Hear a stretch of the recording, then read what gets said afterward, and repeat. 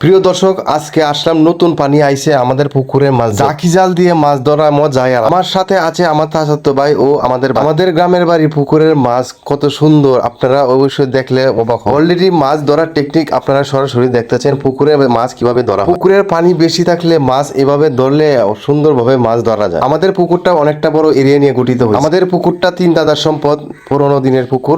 আপনারা দেখেন এই পুকুরে একটি গাছ আছে, আস্তে আস্তে হেলে পড়তেছে।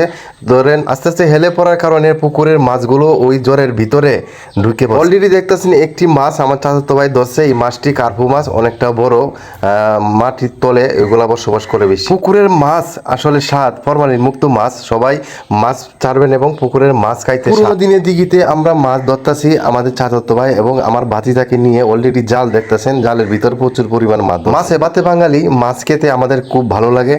তরকারিতে মূলত মাছ, ফরমালিন মুক্ত মাছ পুকুরেই বেশিরভাগ পাওয়া যায়। জোরের ভিতরে মাছ আস্তে আস্তে ঢুকে পড়ছে, আস্তে আস্তে আমরা ওইগুলা হারান দিয়ে আস্তে আস্তে বাইর করতে। এই গাছে প্রচুর পরিমাণে জ্বর হয়েছে, দেখেন আল্লাহর কুদরতি সৃষ্টি। আস্তে আস্তে জালটা টানা হইতাছে, ওই জালটার নাম জাকি জাল। আস্তে আস্তে টানবে এবং মাছগুলো আস্তে আস্তে হাতের কাছে ধরা দিবে। এভাবে পুকুরে মাছ ধরলে আমরা মজা করে খাইতে পারবো। আশা করি সবাই আমাদের জন্য দোয়া করবে। একটা বড় এরিয়া নিয়ে গঠিত হয়েছে আমাদের পুকুর, গাছগাছালি সবুজ শ্যামলে ভরা আমাদের পুকুর, গাছগাছালির পাতা। আমাদের বাড়িটা একদম নিরিবিলি গ্রামাঞ্চলের পরিবেশ, খোলামেলা আকাশের।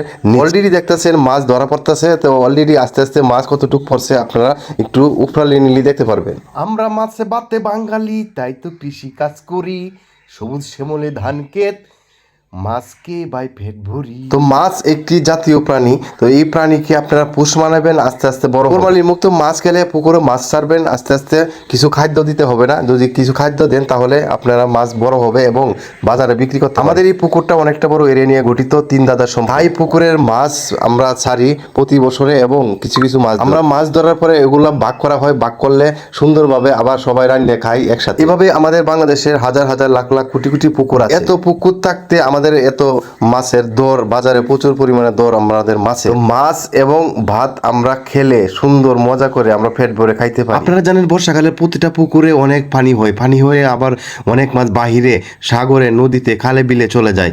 এভাবে আমাদের পুকুরের মাছগুলো অজরে জড়ে। আপনারা জানলে অবাক হবেন, এমন একটি মাছ আছে ওই মাছটা ফিশারি বা পুকুরে ছাড়লে আস্তে আস্তে ফিশারি পাড়ের উপর দিয়ে চলে যায়। বর্ষাকালে প্রচুর পরিমাণে এগুলা মাছ চলে যায়। এই মাছটার নাম হচ্ছে কই মাছ। কই মাছ চাষ করবেন, আপনার লস। আপনারা জানেন বর্তমানে বাংলাদেশে ফরমালিন মুক্ত মাছ খাইতে খুব পছন্দ করে, যেমন পাঙ্গাস, কই মাছ, শিং মাছ এবং বিভিন্ন ধরনের মাছ তারা তৈরি করে এবং বাজারে বিক্রি করে। বাংলাদেশে যাদের জমিন আছে তারা মাছ চাষ করে, মাছ ছেড়ে, বাংলা মাছ ছেড়ে সুন্দরভাবে ফরমালিন মুক্ত মাছ খাইতে পারবেন। এবং নিজের পুকুর থাকলে মাছ ছাড়েন, ফরমালিন মুক্ত মাছ খেয়ে জীবনটাকে সুন্দর করে।